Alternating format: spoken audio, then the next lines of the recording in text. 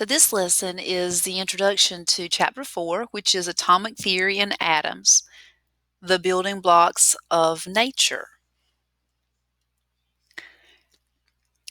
In this lesson, we're going to look at scientists who played a key role in the development of the atom, contributors to the development of the atom. The first person that you need to know about was a Greek thinker, and his name was Democritus. Some people pronounce it Democritus to help them remember how to spell it, but Democritus, he was a Greek thinker. He was the very first person to use the term atom to describe the smallest particle of matter that can exist. Now, the reason that he chose the word atom is because in his Greek language, the word atom meant indivisible or not dividable. He literally thought that atoms were not divisible and that they were indestructible. So in his Greek language, the word was actually atomos, atomos, and it did mean uncuttable, indivisible. And he thought looking around of everything in the world around him, that there had to be some smallest particle that made up everything, all the matter around him. And he thought if you took the matter and just cut it and cut it and cut it till you couldn't cut it anymore, where it was indivisible, then you would have that basic particle. So he is known for coining the term atom, the very first person to describe the smallest particle of matter that can exist as an atom. And again, his name is Democritus or Democritus. He thought that atoms were small, hard spheres that were indivisible and indestructible.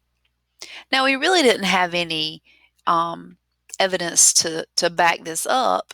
As I said, he was a Greek thinker. He was of scientific thought, but really didn't have any ways of measuring or doing any experimentation. Now, the second person that you need to be familiar with is named John Dalton. Now, John Dalton is known for developing the atomic theory, the theory about atoms. And he was one of the first scientists to relate the atoms that Democritus was referring to having a quantitative property to mass. Now, there were a few flaws in Dalton's atomic theory, the original atomic theory that Dalton proposed, but they were corrected later. Here's the 5 premises of Dalton's theory.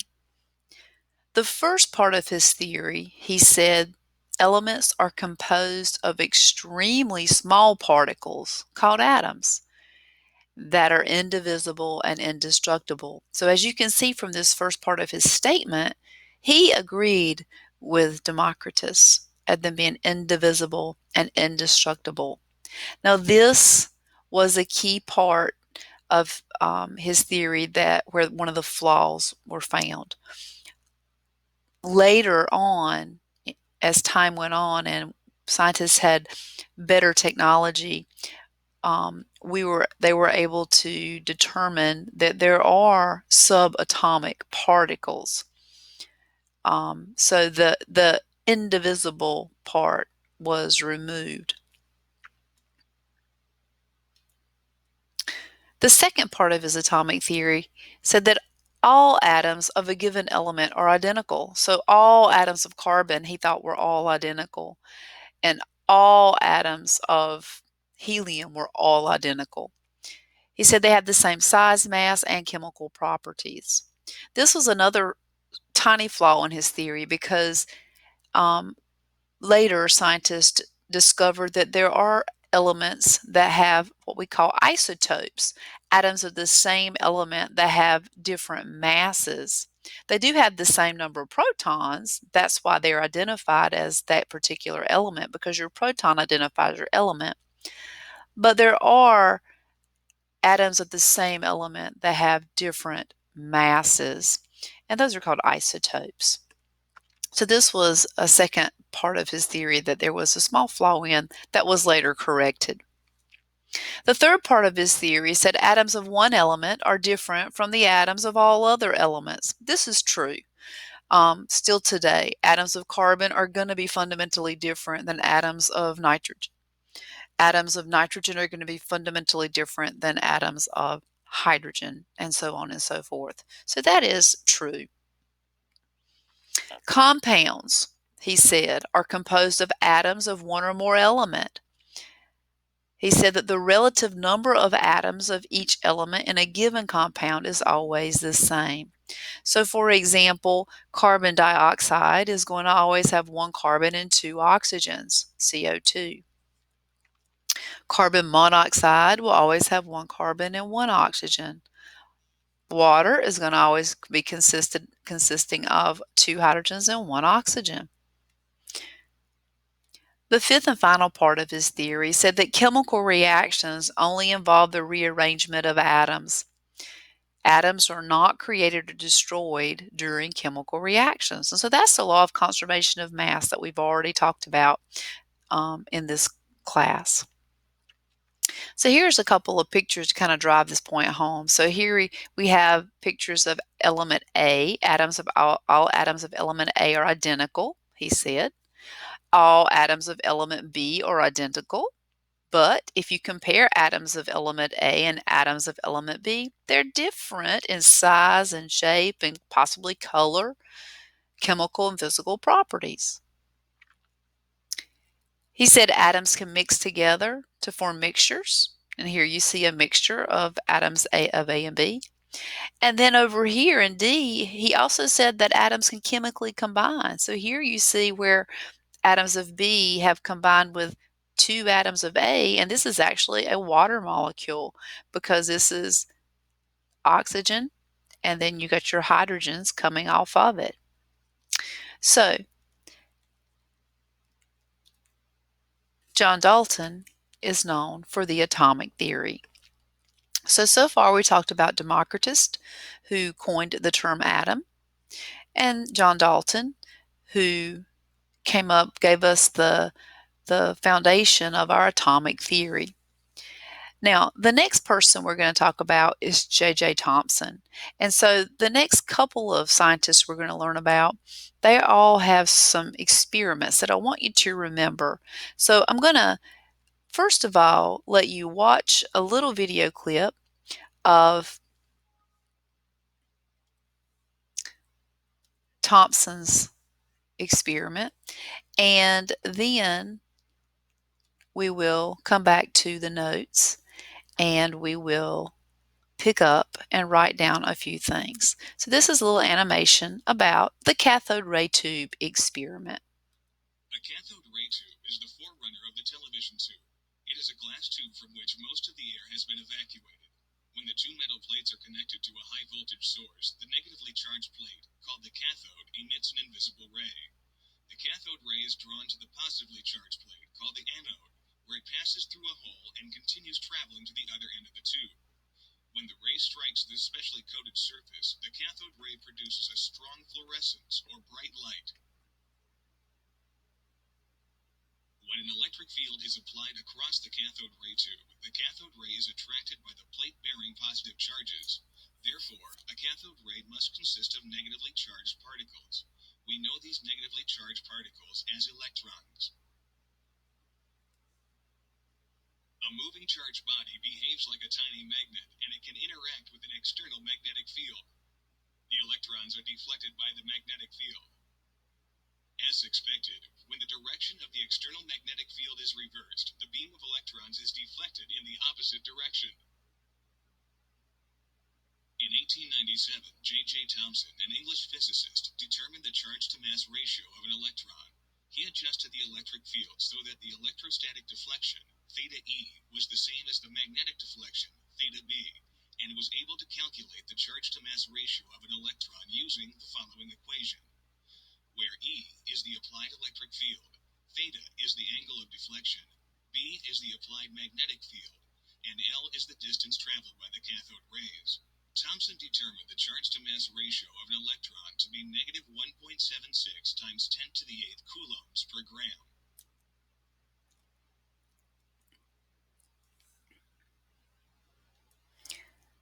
So let's just kind of recap a little bit some key points about J.J. Thompson's experiment.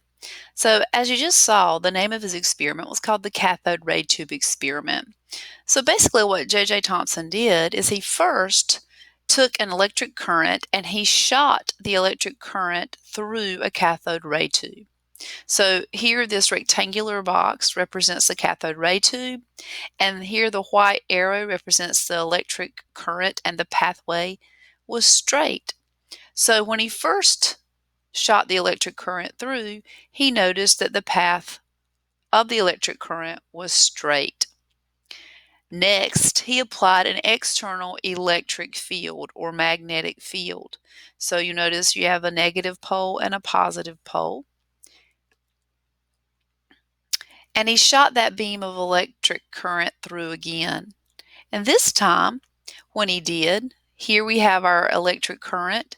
It was attracted to the positive pole. And so he knew that opposites attracted. So he knew that this electric current must have negative charges, and that therefore he called them electrons. So he observed that the current was attracted to the positive electrode. He observed that the current was attracted to the positive electrode. So he took the electric current first. It went straight. After applying the external electric field, he noticed that the current was attracted to the positive electrode. Here's a few things that J.J. Thompson knew. He knew that current was composed of atoms. He knew that, and that's why he used that as his source. He concluded after completing his experiment that since the atoms were attracted to the positive pole, they must be composed of negatively charged particles. So he had discovered the electron. J.J. Thompson's view of the atom is called the Plum pudding model. So you go from Democritus and Dalton's indivisible atom, a small hard sphere that we looked at on the first opening slide, to now you have this plum pudding model. What Thompson said was that this green area here that I have shaded green is like the positive pudding, if you will. If you think about oatmeal, for example, or even Jello pudding, and these negative electrons were scattered around in it like plums in the plum pudding. Apparently, plum pudding was a common breakfast food back at J.J. Thompson's day. And so I would think more modern day, more like a chocolate chip cookie, where the cookie part would be the positive part of the atom, and the chocolate chips would be the negative electrons scattered around in it. But J.J. Thompson's model of the atom is commonly referred to as the plum pudding model. So that's important for you to remember that J.J. Thompson did the cathode ray tube experiment. From that experiment, he discovered the electron, and then he called his model of the atom the plum pudding model. Now, the next scientist that you need to know a little bit about is Ernest Rutherford. Now, Rutherford was testing J.J. Thompson's plum pudding model.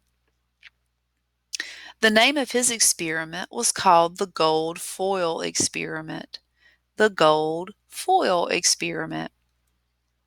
Here's a little setup of the gold foil experiment, and we will watch a little short video clip in just a few minutes. But for now, let me explain a few things about the gold foil experiment. Over here you see a lead shield, and inside this lead shield was a source of alpha particles. Now, alpha particles are positively charged particles. They're typically emitted from a radioactive source, alpha particles. So you have these little positive particles that he's shooting through this little tiny opening here at this piece of gold foil. So here you have a thin sheet of gold foil. So these positive particles are being bombarded or shot towards this thin sheet of gold foil. Now, around this is a fluorescent screen, and it will detect anywhere that those alpha particles land. So, upon doing the experiment, what Rutherford noticed was that many of the alpha particles did make it through, and they came and were detected back here at the back of the fluorescent screen, meaning most of them went through. But the thing that was odd to him and that made him kind of pause for a minute and think that maybe J.J. Thompson's plum pudding model was not accurate is that ever so often some of the alpha particles would deflect back, and some would even reflect almost immediately back. Now, he knew that the only way that the positive particles could be deflected is if they were hitting another positive particle. Now, remember, J.J. Thompson had the plum pudding model so that the electrons were scattered throughout a positive, dense pudding. Well, the fact that only a few were deflected means that the positive portion must be a very tiny centralized area and not the whole pudding part. So, looking at and analyzing his data,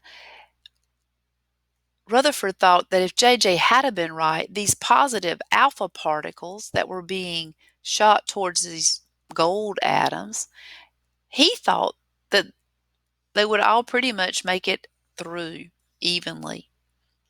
Or if they would go through and maybe equal amounts would bounce back. So his question was, why were some, only a few, deflected? So his only explanation was that the positive area must be a small centralized area that you see here represented by these tiny little gray dots.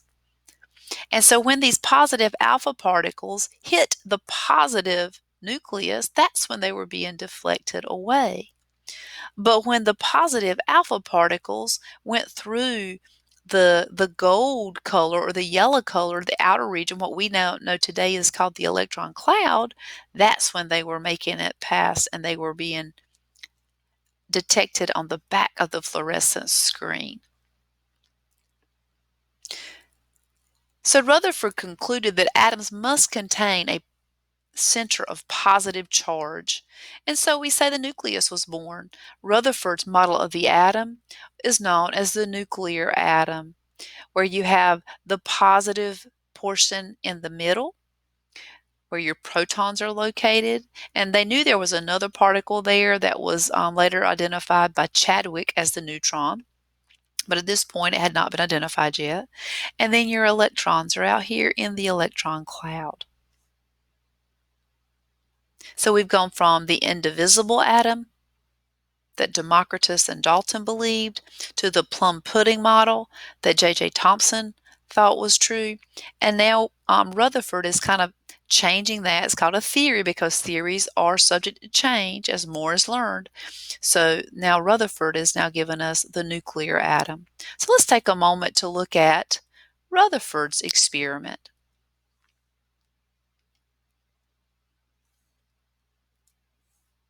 The nucleus of an atom was first discovered when a beam of positively charged particles emitted from a radioactive source was aimed at a fluorescent screen. The particles caused the fluorescent screen to glow. When a very thin sheet of gold foil was placed in the pathway of the particle beam, a few particles were deflected to the side. Occasionally, particles were deflected straight back. But nearly all particles passed right through the gold foil, as if it were not there. The scientists concluded that atoms must be mostly empty space, and that because some particles are deflected, There must be a small positively charged central mass, which they called the nucleus.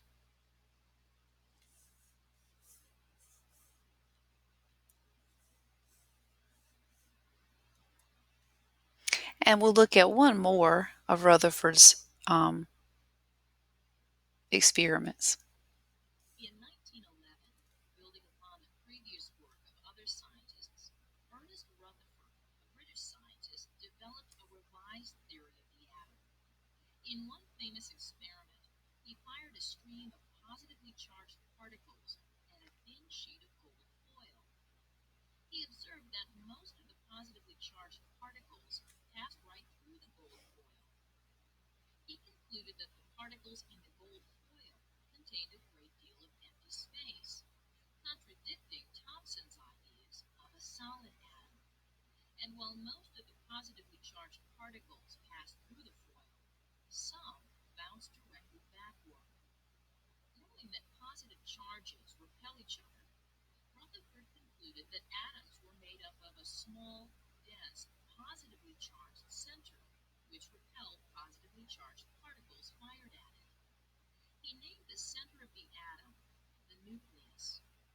Rutherford hypothesized that the positively charged particles were concentrated in the nucleus of the atom, and negatively charged electrons were scattered around the space outside the nucleus. All right, so far today we've looked at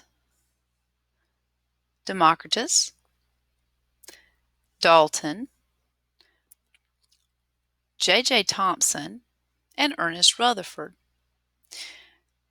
Our next scientist is Robert Milliken. Now, Robert Milliken did an experiment known as the oil drop experiment.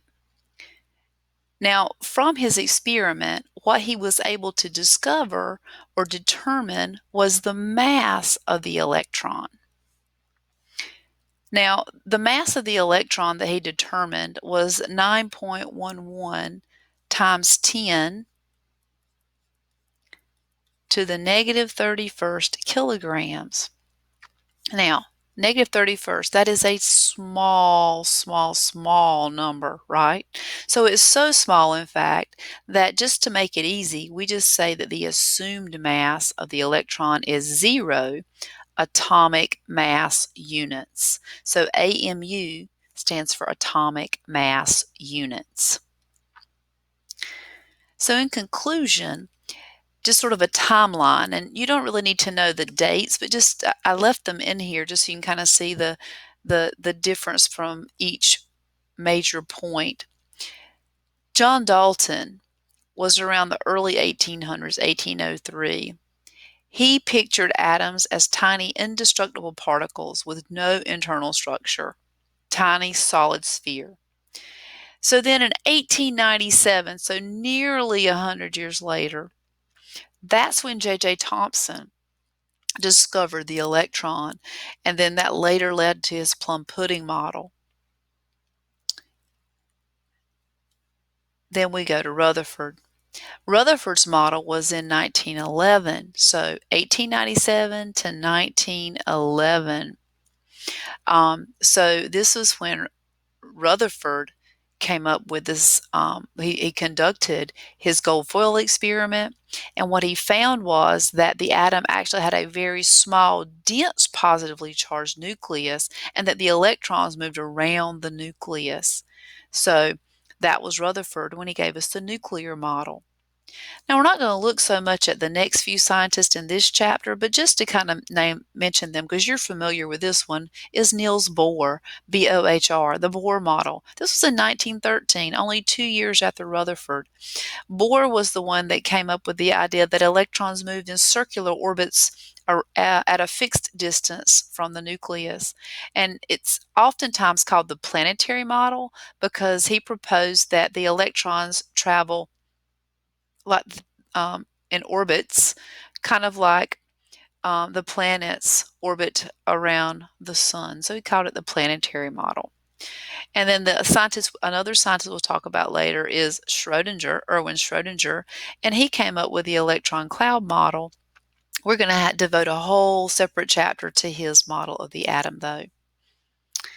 In our next lesson, where we will pick up with the modern view of the atom, but that's all for today's lesson. So I thank you for your attention, and I look forward to our next lesson.